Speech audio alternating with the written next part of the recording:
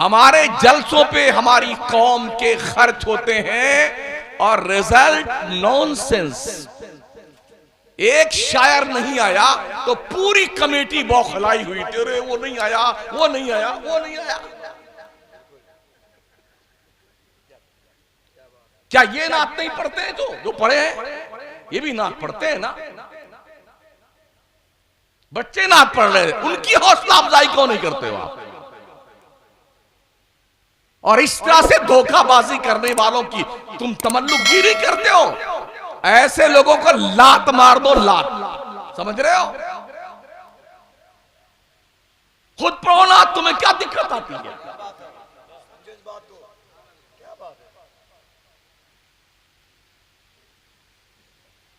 मैंने ये महसूस किया आने के बाद में, हमारे सद्दाम भाई हैं, इनकी पूरी टीम, और हर जुबान पर अरे वो नहीं आया, अरे वो नहीं आया, अरे वो नहीं आया।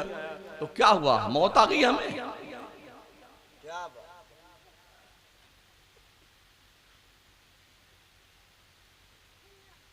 तो आज हमारे पास हम हमारी नस्लों को कुछ नहीं सिखा रहे हैं। एक वीडियो मैंने अभी देखी थी इसी 2-4 महीना पहले, नवासा नवासी बेटी दामाद सब आए अपने ननिहाल में, बेटी अपने मैके आई और दामाद जी ससुराल में आए। चलते हैं, अब्बा से मिलेंगे, नाना से मिलेंगे, वगैरह वगैरह। अब वो आए ना तो नाना नानी ऐसे पड़े हैं बिस्तर पे, और जितने हैं वो अपने मोबाइल लिए बैटिंग कर रही हैं। ये मिलने आए। ये वीडियोस भी हमें कुछ सिखाती तो हैं। क्या वजह यार कि 6 महीने का बच्चा ये मोबाइल देखते ही उसके आंसुओं के कतरे सूख जाते हैं। तो माओ ने अच्छा ढंग पकड़ लिया है, ये इसी का मोबाइल का वो बोलते हैं क्या, कार्टून। हाँ, कार्टून खोल के दे दिया तो जो आंसू का कतरा जहां तक आ चुका होता है वहीं रुक जाता है। हाँ, और ऐसा गुलाब की तरह खिल करके। कमाल ये है, मेरे पास भी ये दादी अम्मा है, अब तक मुझे इसका फंक्शन चलाना नहीं आता है। और वो 8 महीने का बच्चा है, सब खोल लेता और बंद कर लेता है। इतने शार्प माइंड हमारे बच्चे हैं। तो जब हमारे बच्चे ये बेहूदगी के मामलात बहुत ही आसानी से सीख जाते हैं, तो आखिर इनके दिलों पे मुस्तफा के प्यार की तहरीर क्यों नहीं लिखी जाती है? इन्हें आका के उसवे करीमाना का दीवाना और मस्ताना क्यों नहीं बनाया जाता? अगर आप इस उम्मीद पे हैं कॉलेज और स्कूल में हमारे बच्चों को दीन सिखाया जाएगा, किसी का बाप नहीं सिखाएगा दीन। दुनिया तो चाहती है मुसलमान का दीन लूट लिया जाए। खुशबू है दो आलम में तेरी ए गुले चीदा, किस मुंह से बयां हो तेरे औसाफे हमीदा। तुझसा कोई आया है न आएगा जहां में, देता है गवाही यही आलम का जरीदा। ऐ रहमते आलम तेरी यादों की बदौलत, किस दर्जा सुकून में है मेरा कल्बे तपीदा। सतीजा कार रहा है अजल से ता इमरोज, चराग मुस्तफवी से शरार बू लहबी। मिलाद मुस्तफ़ा का पुरवकार पुरबहार मौका है। अहले सुन्नत वल जमात के लोग दुनिया में जहाँ कहीं भी बसते हैं, बड़ी शिद्दत के साथ इस मुबारक महीने के चाँद का इंतज़ार करते हैं।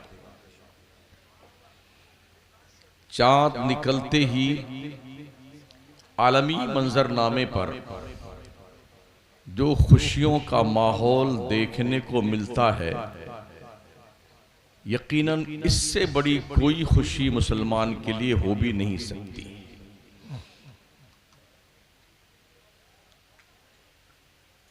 अल्लाह इरशाद फरमाता है, अल्लाह वो है जिसने अपने रसूल को हिदायत और हक के साथ मबऊस फरमाया। और इसलिए लियुज़हिरहु अलद्दीन कुल्ली, ताकि दीन मुस्तफ़ा को दुनिया के सारे दीनों पे गालिब कर दे। वलौ करिहल काफिरून, काफिर भले ही बुरा माने मगर अल्लाह अपने दीन को गालिब करके रहेगा।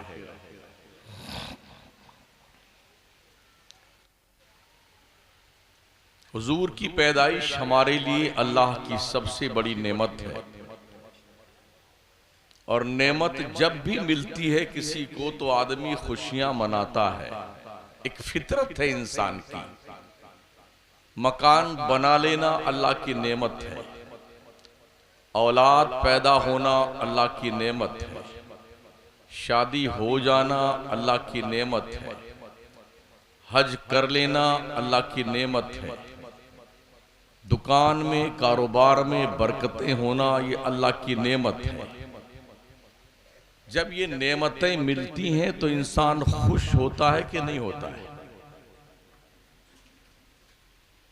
हमने किसी भी शख्स को नहीं देखा कि नेमत मिलने पर वो धाड़े मार के रोता हो। जब भी नेमत मिलती है आदमी खुश होता, ये इंसान की फितरत है। इस दुनिया में अल्लाह की सबसे बड़ी नेमत हमारे लिए हुजूर की जात, मालो दौलत, माँ बाप, औलाद, जान, इज्जत, आबरू, पूरी कायनात, अगर ये सब हुजूर के कदमों में कुर्बान कर दिए जाए ना, तब भी हुजूर की गुलामी का हक अदा नहीं हो सकता है। और हुजूर का इरशाद आली वकार भी है, तुम में का कोई भी शख्स उस वक्त तक मोमिन कामिल नहीं हो सकता जब तक उसके नजदीक मैं उसके माँ बाप, उसकी औलाद, सारी कायनात से ज्यादा अजीज और प्यारा ना बन जाऊं। यही वजह थी कि सहाबे कराम हुजूर को यूं कहा करते थे, मेरे माँ बाप आप पर कुर्बान या रसूल अल्लाह, फिदा का उम्मी व अबी या रसूल अल्लाह, आका आप पर मेरी माँ कुर्बान, मेरा बाप कुर्बान। कम से कम दुनिया के अक्ल के यतीमों को सहाबा की बोली तो सीख लेनी चाहिए। सहाबा इसी तरह पुकारते थे हुजूर को, फिदा का उम्मी व अबी या रसूल, आप पर मेरी माँ कुर्बान, मेरा बाप कुर्बान। औलाद के कुर्बान करने की जब बारी आई है ना, तो लोगों ने जान हथेली पर रख करके बच्चों को राहे मौला में पेश कर दिया है। आला हज़रत सरकार फरमाते हैं, हुस्न यूसुफ पे कटी मिस्र में अंगुश्ते जना, सर कटाते हैं तेरे नाम पे मर्दाने अरब। हुजूर के चाहने वाले उंगली नहीं गर्दन कटाया करते थे। आज दरअसल हम एक रफली मुसलमान बन गए, नारे लगाने वाले। मैंने 2 वक्त की नमाजें आपकी गौसिया मस्जिद में अदा की हैं। 2.5 सफ नमाजी थे। मैंने गौर किया तो एक सफ में 17 आदमी आते हैं। अब आप जोड़ लीजिए, ये पूरा मोहल्ला मुसलमानों का है। हुजूर किस लिए आए थे? बिरयानी खिलाने के लिए?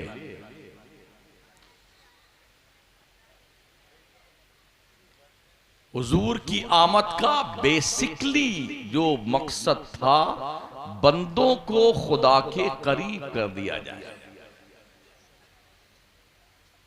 जो अल्लाह की इबादत से दूर रहते हैं उन्हें खुदा की इबादत की लज्जत का ज़ौक़ अता किया जाए, इसलिए हुजूर आए। जो पेशानियां आवारा गर्दी की शिकार थीं, उन पेशानियों को रब के हुजूर में झुकाने का ज़ौक़ लेके हुजूर आए थे। जुलूस तो हमने खूब निकाले, लेकिन क्या इसी ज़ौक़ के साथ हम हुजूर के बताए हुए उसूल पर अपनी जिंदगी को ताबिंदा करने के लिए तैयार हैं? कोई मुसलमान अगर जिंदगी में एक झंडा ना लगाए हुजूर कभी नहीं पूछेंगे तुमने झंडा क्यों नहीं लगाया, कुमकुमे क्यों नहीं लगाए तुमने, गलियां क्यों नहीं सजाई तुमने। न सरकार पूछेंगे न अल्लाह पूछेगा। लेकिन अगर आपने नमाजें छोड़ी हैं ना, तो एक नमाज छोड़ने के बदले में बिला उज़्र शरई 2,86,00,000 साल जहन्नम में जलना पड़ेगा। तैयार हैं इसके लिए?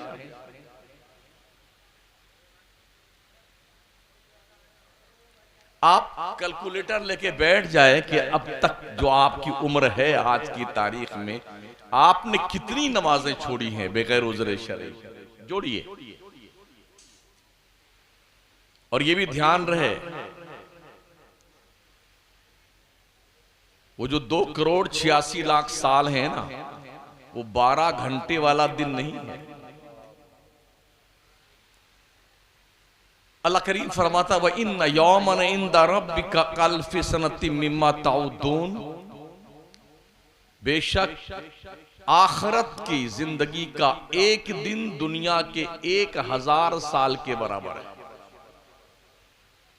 अब आप जोड़िए 2,86,00,000 साल। अगर ये बर्दाश्त करने की, इतने साल जलने की क्षमता आपके अंदर है, मत पढ़िए नमाज। कौन आपको इजाजत देता है? मत पढ़िए। ये भी आप सोच लें, नमाज वो बंदगी है जो किसी नोमिनी को नहीं मिलेगी।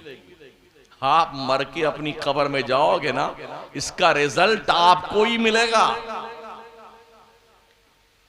Bank balance, fix deposit, life insurance, Indira Vikas Patra, Kisan विकास पत्र, जितने भी अत्र पत्र सत्र गत्र है ना, बिल्डिंग जायदाद, जमीन जायदादें, मनकुला गैर मनकुला, भैंस गाय, जो कुछ भी आपके पास में, इधर मरे नहीं ना, इधर सब दूसरे ले गए।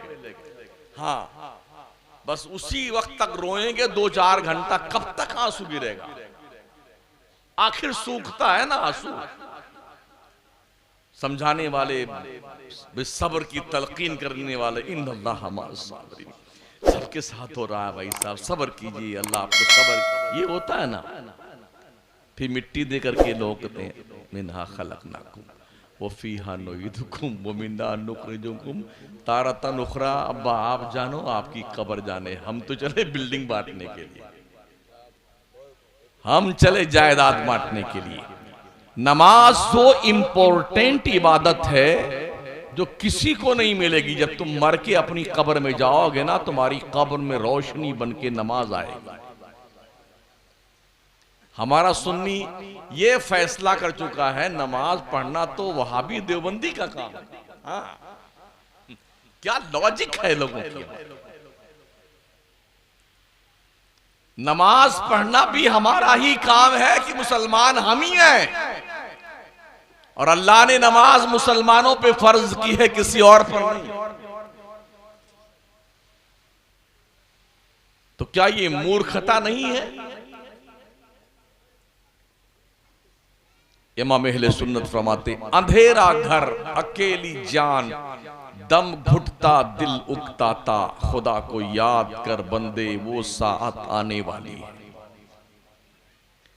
जरा अपने कब्रिस्तान में अकेले कभी रात में, दिन में जाओ और पूछो जो अब तक जा चुके हैं, कैसे मिजाज आपके, तबीयत शरीफ कैसी है दादा जान आपकी, आपके कब्रे मुनव्वर के हालात क्या है दादा जान, प्रधान जी कैसे हैं आप? जवाब तो कुछ नहीं आएगा, अलबत्ता कब्रिस्तान का खामोश सन्नाटा आपके दिमाग की चूलें हिला के रख देगा।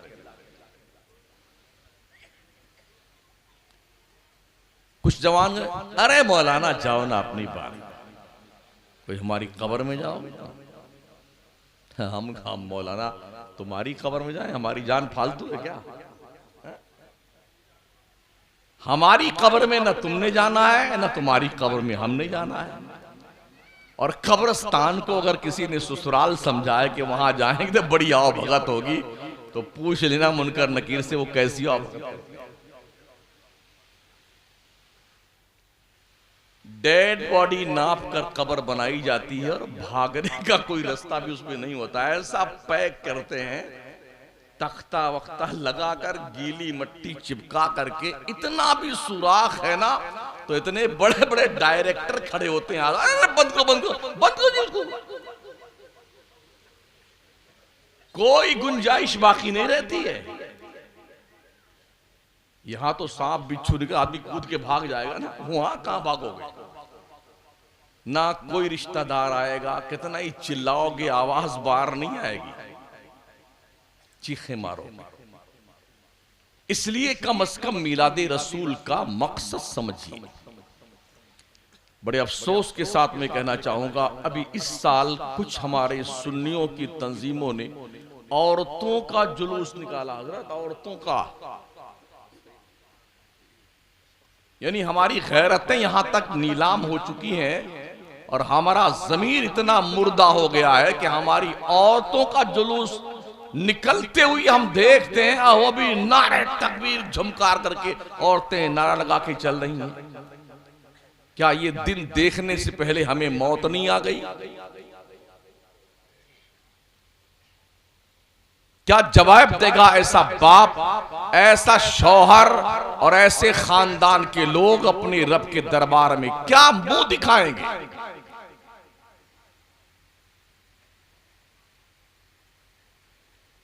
हमारे जुलूस का जो हाल है वो आप देख रहे हैं। डीजे धूमधाम से डिस्को डांस करते हुए लोग निकलते हैं, उचक उचक करके, नारे शोर शराबा। क्या बना रखा तुमने नबी के जुलूस को? जोहर गायब, असर गायब, मगरिब गायब, इशा गायब, उसी जुलूस की पीरियड में। झंडा लेके मरदूद मस्जिद के गेटवा पे बैठा रहता है, नमाज नहीं पढ़ने जाता है।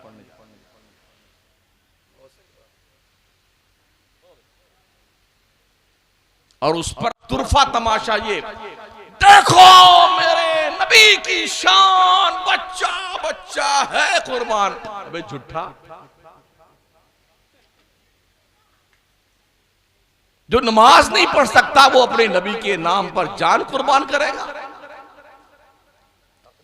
जो सर खुदा के दहलीज़े करम पे नहीं झुकता, वो सर मुस्तफा की गुलामी के लिए एक्सेप्ट किया जाएगा? कहां खड़े हैं आप? इसलिए जुलूस निकले या ना निकले, कम से कम तुम्हारे घर से हर फर्द नमाज के लिए अल्लाह के घर में जरूर निकल के जाया करे।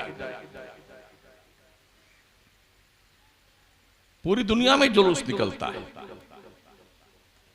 मक्के में निकलता है, मदीने में निकलता है, पूरी दुनिया में निकलता है जुलूस। इस साल तो सारे रिकॉर्ड टूट गए हैं जी। बहस इससे नहीं कि जुलूस निकलता है कि नहीं निकलता है, बहस इस पे है कि जुलूस का जो बैकग्राउंड है, उस बैकग्राउंड पे हम कहां तक अमली किरदार पेश करें। बहस इससे, हमें इसकी भी परवाह नहीं है कि कोई क्या कहेगा, हम जुलूस निकालेंगे, हमें इससे कोई मतलब नहीं। मगर दुख उस वक्त होता है जब हमारा सुन्नी जुलूस के नाम पर वो हुल्लड़बाजी करता है। लोग ऊपर से कोई जूस फेंकता है, कोई हलवा फेंकता है, रोजी की नाकदरी। कुछ ऐसे भी आवाश किस्म के लौड़े देखे हमने, शर्ट निकाल लेंगे और एक हरी हरी पट्टी यहां बांध लेते हैं पेशानी पे, लगता है करबला भी जा रहे हैं, यूं शर्ट नचाएंगे, मवाली बन जाते हैं। याद रखना, जन्नत का कोई रास्ता मदीने की गली छोड़ के नहीं जाता है। अगर आप मदीने वाली की बात तस्लीम नहीं करते हैं, उनके किरदार को फॉलो नहीं करते हैं, तो आप कितने बड़े सुन्नियत के ठेकेदार हो, आपकी सुन्नियत का कोई मेयार ना अल्लाह के नजदीक है ना रसूल अल्लाह के नजदीक है। यूं तो सैयद भी हो, मिर्जा भी हो, अफगान भी हो, तुम सभी कुछ हो, बताओ क्या मुसलमान भी हो? बिल्कुल छोटी सी मस्जिद यार, वो नहीं भरती। अल्लाह की रोजी सुबह से शाम तक चकर चकर कचर कचर खाने वालों हैं, हलक शरीफ के ऊपर ठूस ठूस के दबा जाने वालों और टंकी पे हाथ फेर कर डकारे लेने वालों, कुछ तो शर्म और गैरत आनी चाहिए हमने।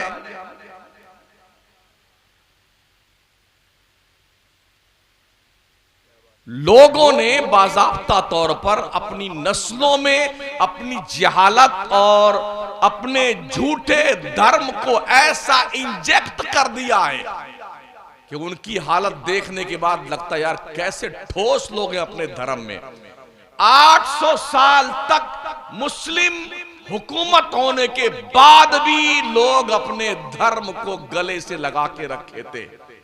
तुम्हें क्या हो गया यार, 200-250 साल में ही अपना मजहब भूल गए। 200-250 साल में तुमने नबी करीम सल्लल्लाहु ताला अलैहि वसल्लम के उस्वे करीमाना को बालाए ताक रख दिया। आज की तारीख का सबसे बड़ा चैलेंज ये है, हमारी ये जो न्यू जनरेशन है, इसे हम मुसलमान बनाकर रख सकते हैं कि नहीं रख सकते हैं, सबसे बड़ा चैलेंज आज की तारीख में हमारे पास है। इसलिए बच्चे पर आज कोई तवज्जो नहीं देता है। पहले बाप, मां, घर के हर अफराद, घर से बाहर निकलता तो ओटले पे बैठे हुए बुढ़े लोग बच्चों को डांटते थे, मना करते थे, समझाते थे। बच्चे वहीं बैठ के कुछ सीखा करते थे अपने बुजुर्गों से।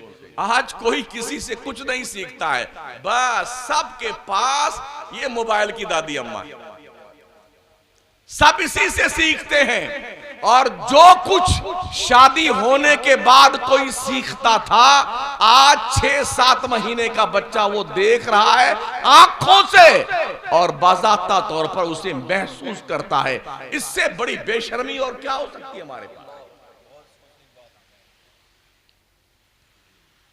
दीन कौन सिखाएगा इन बच्चों को?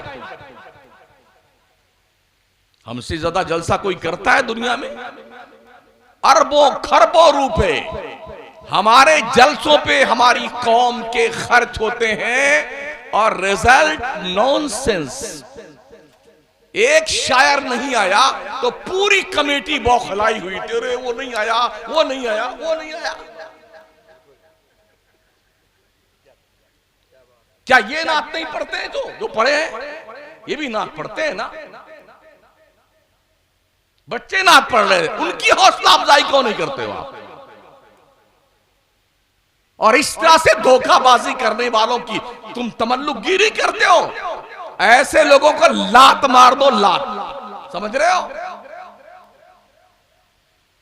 खुद पढ़ो ना, तुम्हें क्या दिक्कत आती है?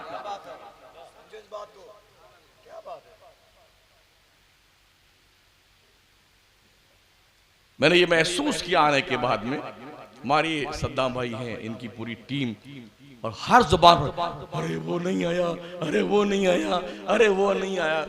तो क्या हुआ? मौत आ गई हमें?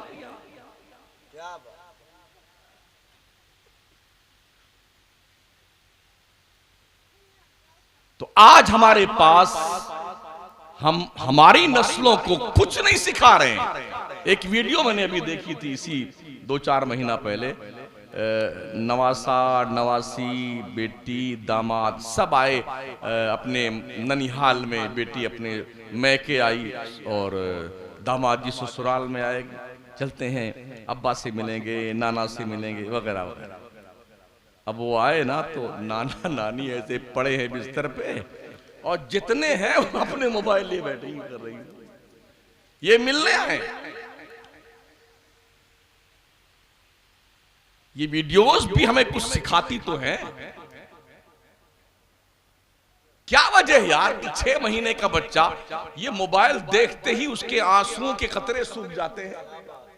तो माओ ने अच्छा ढंग पकड़ लिया है, इसी का मोबाइल का वो बोलते हैं क्या, कार्टून, हाँ कार्टून खोल के दे दिया तो जो आंसू का कतरा जहां तक आ चुका होता है वही रुक जाता है। हाँ, और ऐसा गुलाब की तरह खिल करके, कमाल ये है, मेरे पास भी ये दादी अम्मा है, अब तक मुझे इसका फंक्शन चलाना नहीं आता है।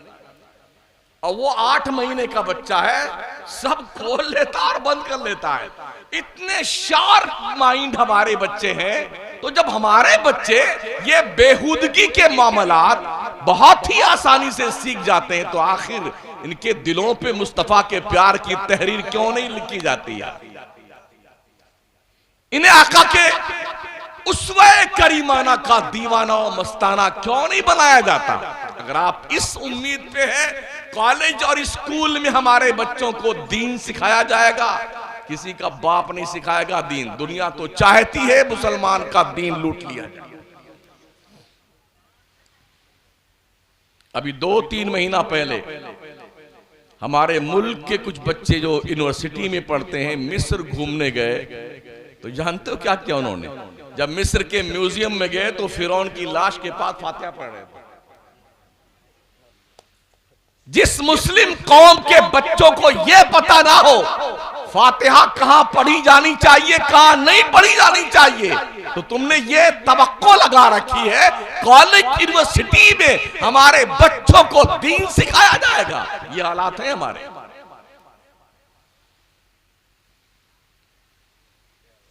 शायद बाउंसर तो नहीं जा रहा।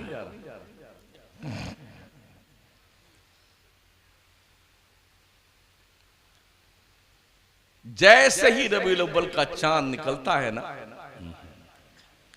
तो कुछ लोग बहुत सक्रिय हो जाते हैं। ये शिर्क, ये बिदअत, ये हराम, ये नाजायज, मिलाद ये है, मिलाद वो है। कोई अपने असली बाप की औलाद मिलाद मनाने को शिर्क, बिदअत, नाजायज तो दूर की बात खिलाफे औला साबित नहीं कर सकता है। तो फिर क्या कहते हैं? कंफ्यूज करते हैं सुन्नियों को। इस बार ज्यादा मेहनत किया लोगों ने। बोले आला हज़रत इमाम अहमद रजा ने फतावा रज़विया पूरा पेज, हाँ, स्क्रीनशॉट डाला उस पे व्हाट्सएप पे। उन्होंने लिखा है कि हुजूर 8 रबीउल अव्वल को पैदा हुए हैं, तो सुन्नियों तुम लोग 12 रबीउल अव्वल को क्यों हुजूर की मिलाद मनाते हो? तो हमारा सुन्नी यार, हाँ यार आला हज़रत तो लिखा है, तो यार 8 ही तो हम लोग क्यों मनाते हैं? ये कंफ्यूज करते हैं लोग। इसका जवाब हमारी कौम के पास नहीं है, लेकिन इस जवाब सुन लो। जब ऐसे लोग आपको मिले ना कि 8 रबीउल अव्वल को हुजूर की पैदाइश हुई है, तो उनसे कह दो आप कौन तारीख मानते हो? उनसे पूछो आप 8 मानते हो? अगर वो हां कहे तो उससे कह दो 8 को मिलाद तुम करो, जुलूस तुम निकालो, हम सारे सुन्नी आपके साथ आते हैं, और 12 को हम निकालेंगे और 12 को तुम हमारे साथ आ जाओ। झगड़े की बात क्या है? वैसे भी आज वक्त का तकाजा है सब कलमा को एक हो जाए। तुम चिल्लाते भी बहुत हो, अरे इस वक्त तो जी तकरीर ऐसी नहीं होनी चाहिए, आपस में मिलने जुलने, तो आ जाओ हुजूर के नाम पे मिल लेते हैं। क्या बात है?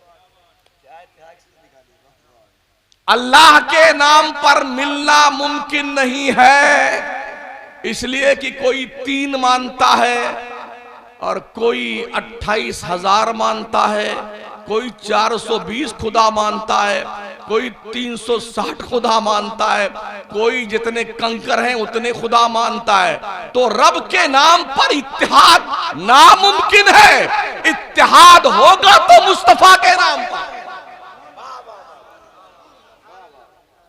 और ये इत्तेहाद मेरे नबी ने करके बताया है। हबशा का बिलाल हुजूर की गुलामी पे एक हुआ, सुहैब रूम के थे मुस्तफा की गुलामी पे एक हुए, सलमान फारस के थे, मुस्तफा की गुलामी पे एक हुए। एक होने के लिए गुलामी मुस्तफा शर्त है। बस सीधी सी सिंपल सी बात उनसे कह दो, भाई साहब आप बता दो कौन सा मानते हो। 8 भी है, 9 भी है, 11 भी है, 12 भी है। जमहूर उलमा का इस बात पर इत्तेहाद है। मजीद ये हरमैन तैयबैन में 1923 तक पूरे मक्का मदीना और पूरे हिजाज में, जब ये सऊदी अरबिया नहीं था, हिजाज था, उस वक्त सारे हिजाज में 12 रबीउल अव्वल को ही मीलादे मुस्तफा मनाया जाता था। तो ये जो 2-4 साल कमाने जाते हैं ना, हाथ यहां रहता जब तक हिंदुस्तान में रहेंगे, और जब वहां से लौट के आते हैं यहां पहुंचा दे।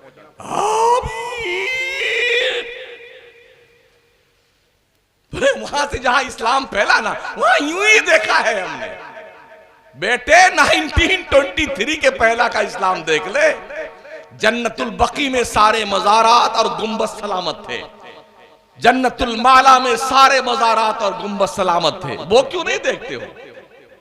तकरीबन 1300 साल तक जो मज़ारात सलामत थे वो तुम्हारे बापों ने गिराए, बिल्डोजर चलवाया है। हमारे नबी के रोजे को गिराने के लिए 2 महीना नजदियों ने बिल्डोजर लगा कर रखा था। बिल्डोजर बाबा बन गए। लेकिन जो बिल्डोजर ऑपरेट करता था, जैसे बैठता वैसे उसकी दिमाग की चूल्हे हिल जाती और वो पागल हो जाता। 2 महीने तक कई इंजीनियर, कई ड्राइवर पागल हुए, तब जाकर के उससे बाज आए, वरना ये गुंबद तक गिराने के तैयार थे। जो आज मोहब्बत की बात करते हैं ना कि सारे मुसलमानों को एक हो जाना चाहिए, हम तो तैयार बैठे, आ जाओ। फिर एक बड़ी दूर की कौड़ी लाते हैं। जिस दिन, जिस तारीख में हुजूर पैदा हुए हैं, उसी 12 रबीउल अव्वल को हुजूर का इंतकाल हुआ है। तो अब सुन्नियों बताओ, और जब तुम 12 रबीउल अव्वल को खुशी मनाओगे तो क्या हुजूर के इंतकाल का गम तुम्हें नहीं आएगा? और अगर हुजूर के इंतकाल का गम मनाओगे तो हुजूर के मिलाद की खुशी आड़े आ जाएगी। ऐसी लॉजिक लाते हैं कि आदमी चकरा जाए। और ये किससे पूछते हैं? हमसे इनका बाप नहीं पूछने आएगा, इन्हें पता हम दिन में 12 बजे इनको आसमान में तारे दिखा देंगे। आपसे पूछते हैं ये। इस बात का जवाब किसी के पास है? जिस दिन हुजूर पैदा हुए उसी तारीख में हुजूर का इंतकाल हुआ। तो खुशी मनाओगे तो गम आ जाएगा सामने, गम मनाओगे तो खुशी आ जाएगी सामने।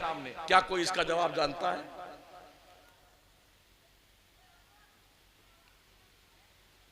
जवाब सुनो। इनसे कहना खुशी मनाने पे इस्लाम में कोई पाबंदी नहीं है, अगर जायज ढंग से मनाई जाए। गम मनाने पे पाबंदी है, एक मुअय्यना मुद्दत के बाद गम मनाना जायज नहीं है। किसी ने अपनी बीवी को तलाक दे दिया तो वो औरत 3 हैज कामिल इद्दत की मुद्दत गुजारेगी। किसी का बाप मर गया, माँ मर गई, बेटा मर गया, बेगम मर गई, कोई नाना दादा खाला खालू मर गए, 3 दिन इद्दत के दिन है। 3 दिन गम मनाया जाएगा, चौथे दिन गम मनाना हराम। किसी औरत का शौहर मर गया, 4 महीने 10 दिन गम मनाया जाता है, उसके बाद उस औरत को भी गम मनाना हराम। अब अगर कोई ये लॉजिक पेश करता है खुशी मनाओगे तो हुजूर के इंतकाल का गम आड़े आएगा, गम मनाओगे तो हुजूर के पैदाइश की खुशी आड़े आएगी, उनसे कह देना कि आपकी इद्दत कितने दिन की? 1450 साल हो गए हुजूर को इंतकाल फरमाए हुए, क्या अब तक आप इद्दत में बैठे हुए हैं? आप क्लियर कर दो कि आपकी इद्दत कब खत्म होती है, उसके बाद हम आएंगे।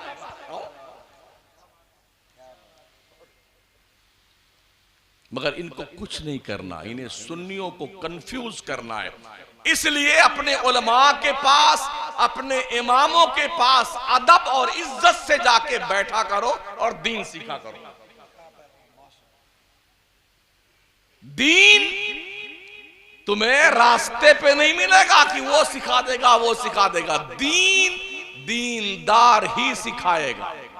अल्लाह फरमाता है कुरान में, फस्अलू अहला ज़िक्र इन कुंतुम ला तालमून, अगर तुम्हें इल्म नहीं है तो आलिमों से पूछा करो। किससे पूछो? आलिमों से पूछा करो, जाहिलों से मत पूछो। मगर कितने हमारे लोग हैं चाय की होटल पे बैठेंगे, जानते कुछ नहीं है और बुखारी के नीचे बात भी नहीं करते हैं। हाँ, ऐसे बैठे फेंकेंगे, ऐसे फेंकेंगे जैसे दरसे बुखारी अभी लेके आए। दिमाग के घोड़े दौड़ाते हो इस्लाम में।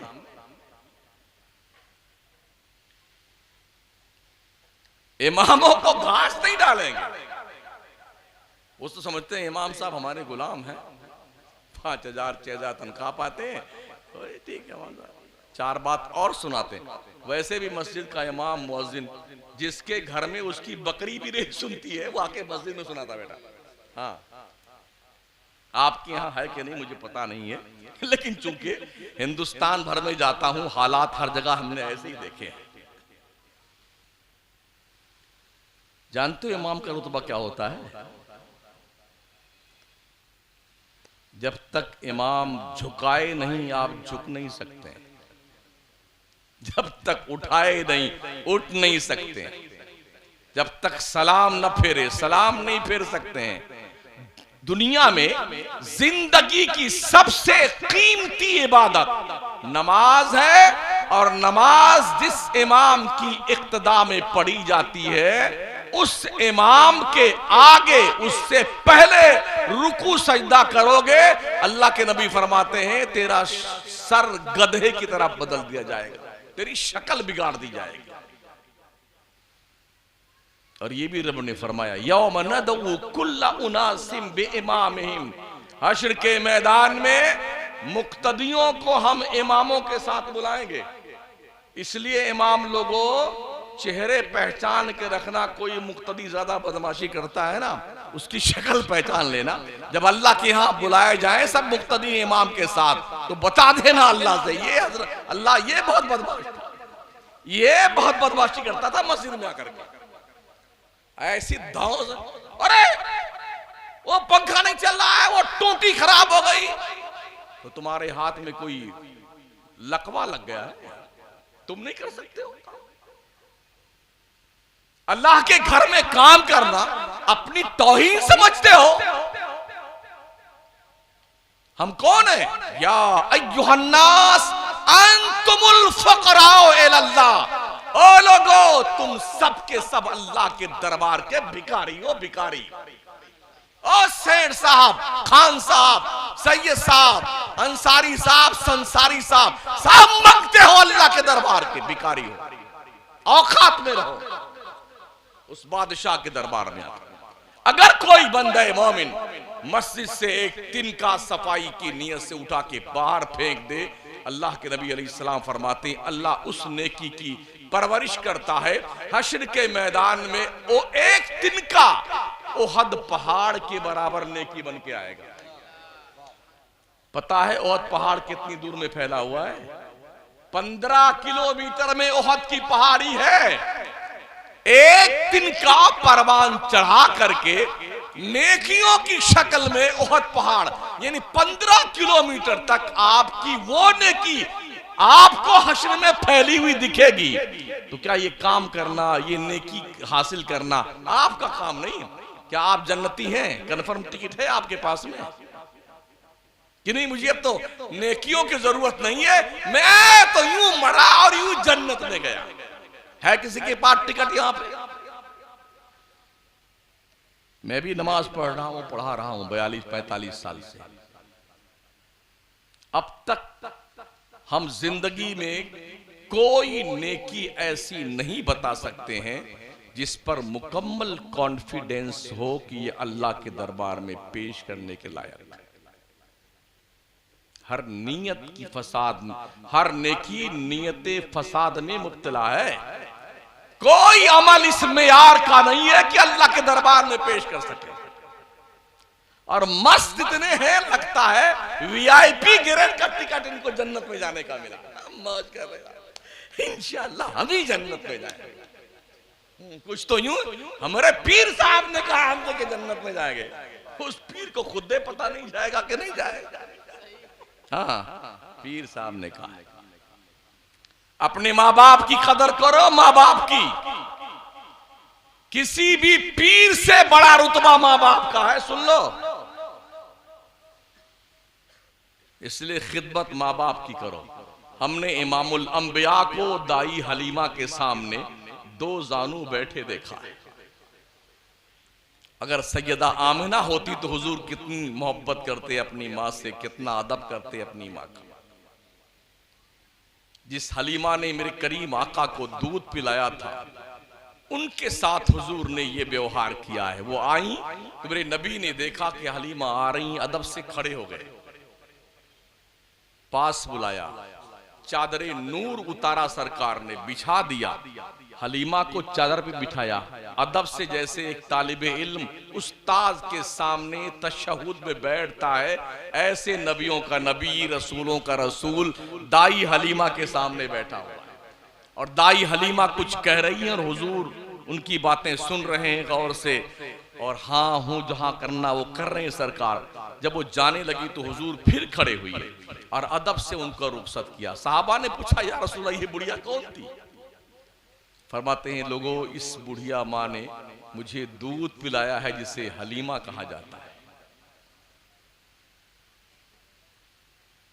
तो दूध पिलाने वाली माँ का नबियों का नबी इतना एहतराम करता है, हम अपनी हकीकी माँ का इतना एहतराम नहीं करते। ओ मुसलमान, कान खोल के सुन ले, तेरी जन्नत काबा के दीवारों के साये में नहीं है, तेरी जन्नत तेरे माँ के कदमों के नीचे है। अल्लाह के नबी फरमाते अल जन्नत तहत अक़दामिल उम्महात, तुम्हारी जन्नत तुम्हारी माओ के कदमों के नीचे। अगर माँ बाप नाराज है ना तो मरते वक्त तुम्हारी जबान से कलमा नहीं निकल सकता है। किस चक्कर में है आप? हम देख रहे हैं आज की तारीख में कि लोग शादी जब हो जाती है ना तो वो थोड़ा आड़ा टेढ़ा माँ बाप को देखने लगते हैं। कुछ बदतमीजों को हमने देखा माँ बाप को मारते हुए भी, धक्का मार के घर से निकाल दिया है। कुछ ऐसे भी कमीने हमने देखे हैं कि माँ बाप को खाने के लिए रोटी तक नहीं देते। मैं आंखों देखी बात करता हूं, करंट इश्यूज पे गुफ्तगू में करता हूं। अगर यही किरदार माँ बाप ने तुम्हारे बचपन में अपनाया होता तो तुम परवान चढ़ सकते थे। एक साहबी थे ना, उन्होंने कहा या रसूल अल्लाह, मैंने अपनी माँ को पैदल कंधे पे बिठा के 7 मरतबा हज करवाया है। मक्का से मिना, अरफात, मुजदलफा, मिना, मक्का, फिर मिना, 18 किलोमीटर का ये रास्ता है। कंधे पे बिठा के माँ को 7 बार हज कराया है। अर्ज करते हैं या रसूल अल्लाह, क्या मैंने अपनी माँ का हक अदा कर दिया है?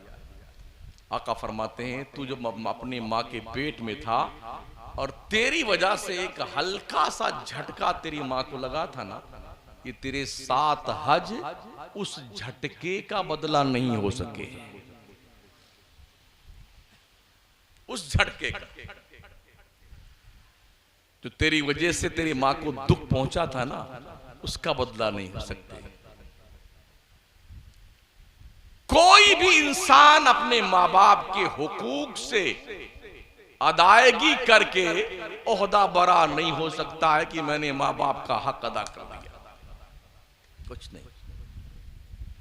हमने माओं को और बापों को खुद भूखा रहते हुए और बच्चों को खिलाते हुए देखा। माँ बाप अपने मुंह में लुकमा चबा करके बारीक करते हैं, तब बच्चों को मुंह में डालते हैं। देखा है ना, किया होगा, आपने भी किया होगा। बेटे ने पेशाब कर दिया, सर्दी का मौसम, माँ उस पेशाब में सोती है, बच्चे को सूखा करके सुखाती है, सुलाती है। देखा है ना इसको? तो हम माँ बाप की कदर करते हैं। वैसे भी वेस्टर्न कल्चर ने तो इस बात का कॉन्सेप्ट ही खत्म कर दिया कि माँ बाप कौन होते हैं। पूरे यूरोप में अगर कोई माँ बाप अपने बच्चे को डांट दे और बच्चा जाके पुलिस में शिकायत कर दे, प्रशासन में, तो माँ बाप को जेल जाना पड़ता है। और माँ बाप बूढ़े हो गए ना, तो बच्चे क्या करते हैं, माँ बाप को ओल्ड हाउस में डाल के आ जाते हैं। तुम यहीं पड़े रहो, खर्चा पानी हम देते रहेंगे, तुम्हारी खिदमत हम नहीं कर सकते। साल में एक मर्तबा माँ बाप के बर्थडे के दिन एक लेटर लिख देंगे कि हैप्पी बर्थडे टू यू, बस हो गया माँ बाप का खत्म। हमने एक लेख पढ़ा, ऐसे ही में से कोई बंदा था, एक बाप जिसने अमेरिका में अखबार में एक विज्ञप्ति छपवाई कि कोई हमसे आकर बात करे एक आध घंटा तो हम उसे बात करने की तनख्वाह देंगे। एक माँ बाप जब बूढ़े हो जाते हैं ना, तो उनके लिए सबसे बड़ी खुशी उनके पोते पोतियां, नवासे नवासियां, बच्चों को देख करके वो अपनी जिंदगी गुजार लेते हैं। लेकिन जब बाप और माँ को ही ओल्ड हाउस में डाल दिया जाए और बच्चों को उस घर में डाल दिया जाए जहां पर बच्चों को पैदा होने के बाद लोग डाल के आ जाते हैं, छुट्टी सा खत्म कहानी। माँ बाप वहां पल रहे हैं, बच्चे चिल्ड्रन हाउस में पल रहे हैं। यही वजह है कि यूरोप में लोग अपने माँ बाप को जानते तक नहीं है। अदब तो दूर की बात, जानते तक नहीं मेरे माँ बाप कौन है, उनने मेरे साथ क्या किया है। लेकिन हमारा जो एशिया का है की तहजीब रही है ना, इस तहजीब में माओ बापों, दादा दादी, नाना नानी, बड़ों का एक अपना मकाम होता है। और हम एशिया के लोग इसी सभ्यता की बुनियाद पर पहचाने जाते हैं कि ये लोग वो हैं जो बड़ों की इज्जत करना जानते हैं, छोटों से प्यार करना जानते हैं। और इसकी तर्जमानी आमिना के लाल सैयद आलम सल्लल्लाहु अलैहि वसल्लम ने फरमाई, मल्लम यरहम सगीरना वलम युअक्खिर कबीरना फलैसा मिन्ना। जो अपने छोटों से प्यार नहीं करता है, अपने बड़ों की इज्जत नहीं करता है, नबी फरमाते हैं वो हमारे तरीके पर नहीं है। मिलाद मनाइए। हजरत शाह वलीउल्लाह मुहद्दिस देहलवी रहमतुल्लाह ताला अलैह फरमाते हैं कि मैं मक्का शरीफ गया, ये 1923 से पहले के, ये बरेली शरीफ के नहीं थे, दिल्ली शरीफ के थे।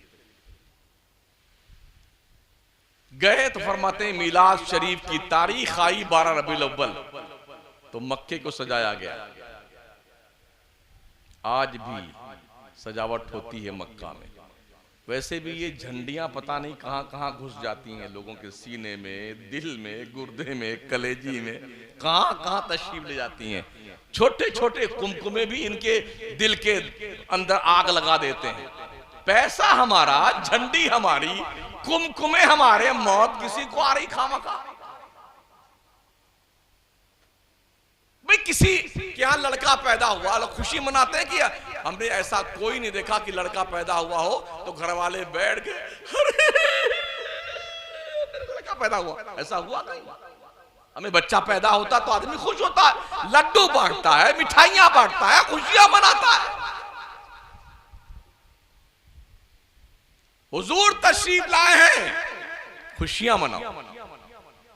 वो है ना शेर, निसार तेरी चहल पहल पर हजारों ईदें, रबीउल अव्वल सिवाय इब्लीस के जहां में सभी तो खुशियां मना रहे हैं। खुशी मनाओ, मगर खुशी के साथ किरदार मुस्तफा पर अमल पैरा होना सीखो।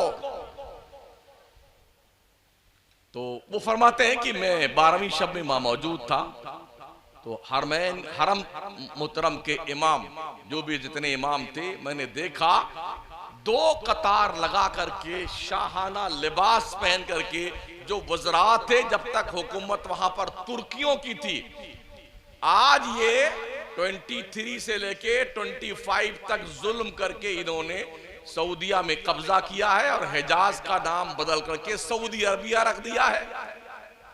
आप भी कहते हैं सऊदी में ऐसा तो कुछ नहीं होता है। इन बुद्धू लोगों से कह दो 1923 के पहले का सऊदी अरबिया बताओ, क्या क्या वहां पे होता था। तारीख मक्का उठाइए ना, तो फरमाते हैं कि मैंने देखा वहां के वज़रा, वहां के गवर्नर, वहां के इमाम, वहां के उलमा, वहां की कौम लाइन लगा करके हरम शरीफ से निकलकर आका के जन्म की उस जगह पर जिसे मौलदे पाक कहा जाता है, जहां हुजूर पैदा हुए थे, लोग चल के वहां जाते हैं और सर पर उनके जो है ये गैस बत्ती जैसा शमादान रोशनी का, उस वक्त गैस बत्ती का इंतजाम था नहीं था। उस जमाने में जो रोशनी का इंतजाम होता था, उनके साथ 2 कतार में लोग रोशनी का एहतमाम करके चलते थे। फिर रात भर हुजूर के मीलाद की जगह पर नबी की नातें पढ़ी जाती थी, हुजूर का मीलाद पढ़ा जाता था। शाह वलीउल्लाह फरमाते मैंने देखा आसमान से लेके हुजूर के मीलाद के घर के छत तक मैंने फरिश्तों को नूर की बरसात करते देखा और आते जाते देखा। पता नहीं इन बेचारों को ये किताबें क्यों नहीं दिखती। और वो फरमाते हैं कि मैंने पूरी रात फरिश्तों को आसमान से लेके हुजूर के मकान की छत तक आते देखा, जाते देखा, और उनका एक ही काम था, वो नूर की बरसात करते थे। हम क्या सजाएंगे यार, अल्लाह ने ये दुनिया सजाई अपने महबूब के लिए, हमारे लिए थोड़ी दुनिया बनाई गई है। दुनिया अल्लाह ने अपने महबूब के लिए बनाई है। लौला कलमा खलक़तुल अफलाक, अल्लाह हदीस कुदसी में फरमाता है महबूब तुझे पैदा करना था इसलिए आसमान बना। लौला कलमा खलक़तुल अर्दीन, महबूब तुझे पैदा करना था इसलिए जमीन बना दिया। लौला कलमा खलक़तुद दुनिया, महबूब तुझे पैदा करना था इसलिए दुनिया बना दिया। लौला कलमा अज़हरतु रबूबिया, मुस्तफा तुझे पैदा करना था तो मैंने अपना रब होना जाहिर कर दिया। मुझे किसी से क्या मतलब, मैं तो तुझे देखता हूं महबूब। ये दुनिया हमारे लिए नहीं बनी है, जो धमा चौकड़ी हम मचाए हुए हैं ना, ये हमारे लिए दुनिया नहीं है, ये महबूब के लिए।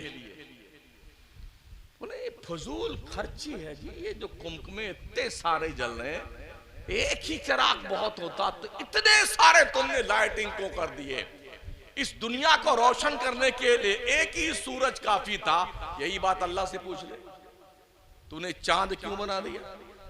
आसमान पे इतने सितारों के कुमकुमे तूने क्यों लगा दिए? ये जमीन पे तूने सब्जे क्यों उगा दिए? दरियाओं को रवानी तूने क्यों दे दी? समंदर में तुगयानी तूने क्यों दे दी? हवाओं को रवानी तूने क्यों दे दी? पूछ अल्लाह से। अल्लाह फरमाता महबूब के लिए, ये सब कुछ महबूब के लिए। और करीब कर दूं, मेरा रब फरमाता अल्लज़ी यराका हीना तक़ूम, कुरान मुकद्दस में अल्लाह फरमाता महबूब तू जिस वक्त खड़ा होता है ना, तेरा अल्लाह सिर्फ तुझी को देखा करता है। तेरा रब सिर्फ तुझको देखता है और किसी को नहीं देखता है।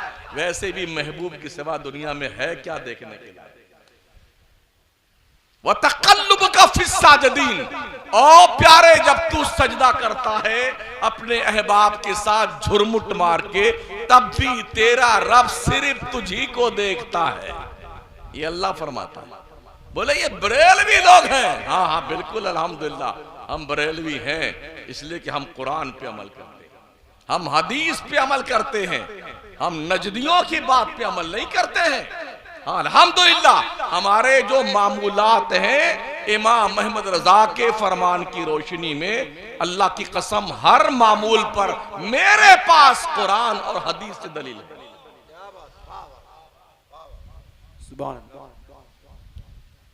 तो ये इतने सारे सजावट कुमकुमे, ये अच्छा कमाल है। बेटे की शादी होती है ना, हाँ गलियां सजाओ, बुक्के नूर बनाओ, इतना बड़ा पोस्टर छपवाओ, क्या बोलते, कार्ड। हाँ, कार्ड छपवाओ 55 रुपए का, 500 रुपए का, और जनाबे वाला 6 महीने से वो गोश्त वाले को ऑर्डर दे दो, और वो टेंट वाले को ऑर्डर दे दो, महक वाले को दे दो, और ये कर दो। ये कहां लिखा हुआ है? ये कहां लिखा हुआ भाई साहब? बारात लेकर के जाना कहां लिखा हुआ है? मेरे नबी ने 11 शादियां फरमाई, कोई बारात लेके नहीं गए। 4 बच्चियों की शादी की, कोई बारात नहीं आई।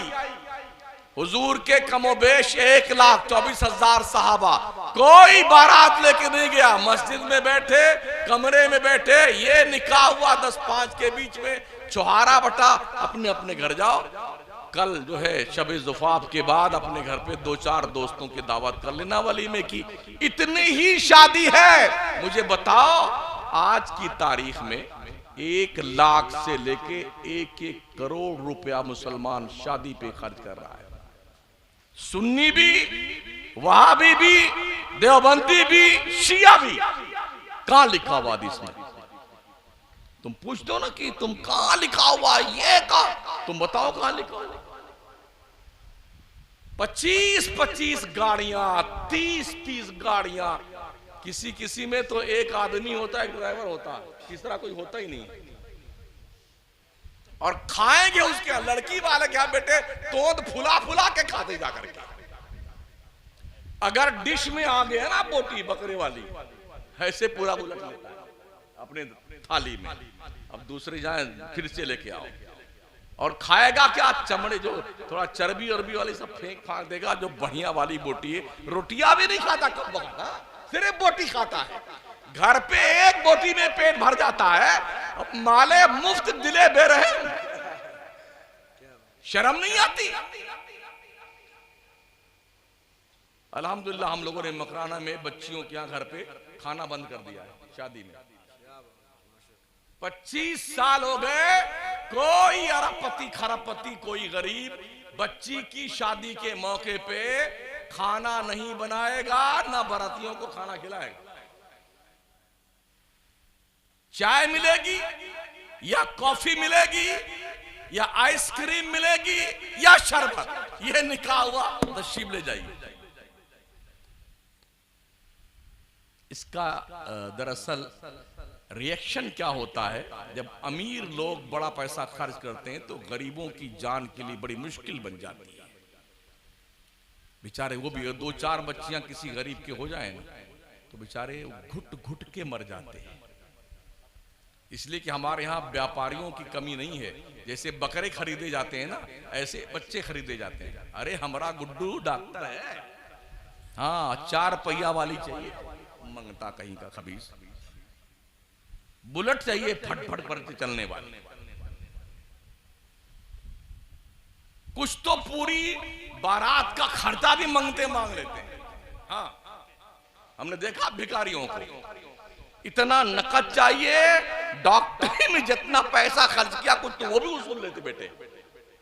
हाँ मेरा लड़का डॉक्टर है, तो तूने तेरे लिए पढ़ाया है, इसका क्या ताल्लुक ससुराल वालों से? कमा के तुझे देगा तेरा डॉक्टर। तो हालत ये है, हम भी अखबारात पढ़ते हैं, मीडिया पे नजर रखते हैं, रोजाना कोई गरीब बाप अपने जिस्म पे पेट्रोल डाल के आग लगा के मर जाता है, इसलिए कि कौम के सफेद पोश भेड़ियों की तोंद भरने के लिए उसके पास पैसे नहीं। किसी के 2-3 बच्ची हो गई ना, तो हमने देखा माएं जहर देके बच्चियों को मार देती, खुद मर जाती, कुएं में छलांग लगा देती बच्चियों को लेकर के। हमारा समाज कितना कलंकित है, कितना जालिम है, कितना बेहया और बेगैरत है, किसी को तरस नहीं आता है। ठीक है, अरे वो तो यार मुसलमान की लड़की वहां भाग गई, वहां भाग गई, इसके जिम्मेदार तुम हो। जब से तुमने अपने इन बर्बरी बकरों का व्यापार शुरू किया है ना, लौंडों का, तब से मुसलमानों की बच्चियां भागने लगी हैं, मुर्तद्दा हो रही है। कौन जिम्मेदार इनका है? अखबारात पढ़िए ना, पैरों के नीचे जमीन सरक जाती है। हमारे पास कोई सिस्टमेटिक निजाम नहीं है लाखों खर्च करेंगे, करोड़ों खर्च करेंगे, लेकिन अपनी कौम के बच्चियों के लिए, बच्चों के लिए कोई निजाम जिंदगी नहीं। खा के मस्त होकर के घूमेंगे, टहलेंगे, हम खुश, दुनिया खुश। तो बच्चे क्यों पैदा किए? खुद भी रान रहे थे, तुमने शादियां नहीं करनी थी। औलाद की अच्छे ढंग से तरबियत करना एक बाप की जिम्मेदारी है।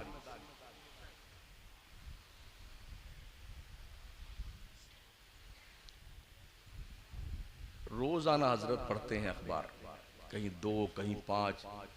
गुज़िश्ता 2 साल पहले महाराष्ट्र में तकरीबन 24 से 25 हजार बच्चियों ने मुर्तद होने के लिए अप्लाई किया था, गैरों से शादी करने के लिए। इसलिए कि हमारे यहाँ मिजाज ये है कि प्लान बना करके औरतें घर से निकलती हैं, आज जा रहे हैं गुड्डू की बीवी देखने के लिए कहीं, तो वो जब जाएंगे वहाँ खा पी करके लड़की को बुलाएंगे, थोड़ा चल के बताओ लंगड़ी तो नहीं है,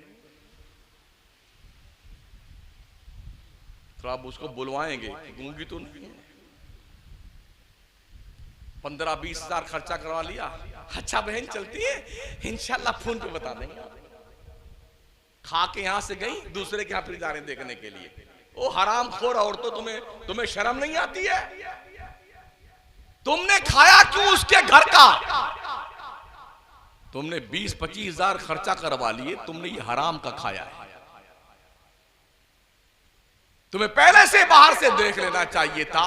लड़की पसंद होती फिर जाते उसके खाने के लिए। यहां भी 10 हजार खर्चा किया, दूसरे क्या वहां गए खर्चा किया, तीसरे गए वहां खर्चा करवाया। 10-10 ये इसी काम में लगी हैं औरतें, काम करने, दुल्हन ढूंढने निकलती। किसी लड़की के साथ अगर इस तरह से 2-4 मर्तबा हादसा पेश आ जाए तो लोग क्या कहेंगे? कुछ तो कमी है लड़की में, जब भी इसका रिश्ता तय नहीं होता तो जिंदगी तो बर्बाद कर दी उसकी आपने। कौन जिम्मेदार है? ये सड़े हुए माशरे के मुसलमान जिम्मेदार हैं। वो औरतें मुसलमान जिम्मेदार हैं सड़े हुए माशरे की, जो ऐसे घिनौने करतूत जिंदगी में करती हैं। 4 जगह देख के खा पी के आएंगी, 5वीं जगह सेट करके आ जाएंगी शादी। जिंदगी कयामत की तरह उसकी तड़पती रहती बेचारे की, उस लड़की की, और फिर पूरे मोहल्ले में बदनाम हो गई, उसके यहां फिर रिश्ते आना बंद हो जाते हैं। कैरियर बनाने के धुन ने हमारी कौम की बच्चियों को, बच्चों को इतना पागल कर दिया है। 16-17 साल के बच्चे बच्चियां होंगे, अभी तो बच्ची पढ़ रही है, 2 साल हो गए जी, अभी ग्रेजुएशन करना बाकी है। अच्छा 24 साल की, अभी नौकरी थोड़ी ढूंढने फिर बताते हैं। इस तरह से 35 साल की उम्र हो गई, अब रिश्ते आने जब बंद होते हैं ना, तो अब मौलाना हजरत कोई पलीता दे दीजिए, रिश्ता उश्ता नहीं आता है। हाँ, कोई ताबीज बता दे हजरत, हाँ कांटे वाले पेड़ में हम इसको लटका देंगे, किसी कब्रिस्तान में दफन कर देंगे, कोई रिश्ता आ जाए। ये करते हैं। फिर अखबारात में छपता है फलाने बिरादरी की लड़की है, उम्र ऐसी है, रंग उसका गेहुआ है, कद इतना इंच और इतना फुट है, इतनी मोटी और इतनी पतली है। ये एडवर्टाइज अखबार में पढ़ते हैं। कोई ऐसा रिश्ता मतलूब है जो लड़का ऐसा हो और ऐसा हो। 35 साल गुजरने के बाद जब रिश्ते आने बंद होते हैं तो फिर बेहयाई, बेशर्मी, अय्याशी, ज़िनाकारी के दरवाजे खुलते हैं। कहां बैठे हैं? हमारे नबी अलैहिस्सलाम फरमाते हैं 3 कामों में जल्दी किया करो।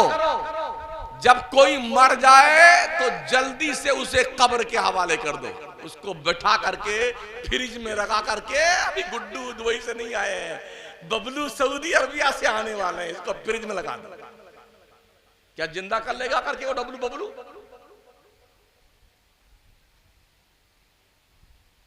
जैसे कोई मरता है मेरे नबी फरमाते हैं फौरन उसे जितना जल्दी मुमकिन हो उसकी खबर के हवाले कर दो।